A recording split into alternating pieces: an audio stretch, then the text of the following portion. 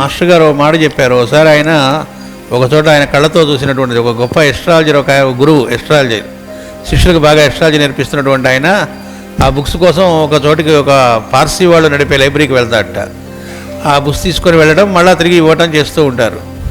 ఆ పార్సీ వాళ్ళు అక్కడ పెద్దవాళ్ళు, రిటైర్డ్ పర్సన్స్ రోజు ఇన్ని గంటలు ఒక్కొక్కళ్ళు చొప్పున ఉండి ఆ డ్యూటీ చేస్తూ ఉంటారు, సర్వీస్.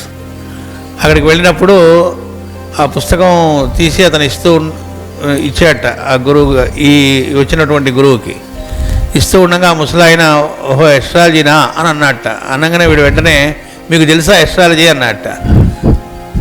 ఆయన ఎస్ట్రాలజీనా అంటే ఊరుకోవచ్చుగా, ఎస్ట్రాలజీ అని చెప్తే మీకు తెలుసా అని అడిగాట ఆ పెద్ద ఆయన్ని. తెలుసుకొని ఏం చేస్తాం అన్నట్టు ఆయన. వీడు అక్కడికి కొద్దిగా గాలి పోయినట్టు అయింది. వీడు ఎస్ట్రాలజీ చెప్తున్నట్టు గురువు కదా. అట్లా కాదండి, ఎస్ట్రాలజీ అనేటువంటిది మరి తెలుసుకుంటే చాలా ఉపయోగం కదా. దేనికి తెలుసుకోకపోతే ఏంటి, తెలుసుకుంటే ఏంటి అన్నట్టుగా ఆయన అడిగాట.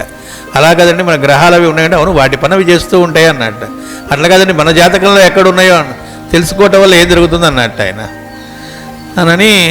మరి నేను ఇప్పుడు నా వయస్సు 87 దాటినాయి. నాకు తెలిసిందల్లా do good, be good, see good. మంచి చూడటం, మంచినే ప్రవర్తించడం, మంచినే ఆలోచించడం.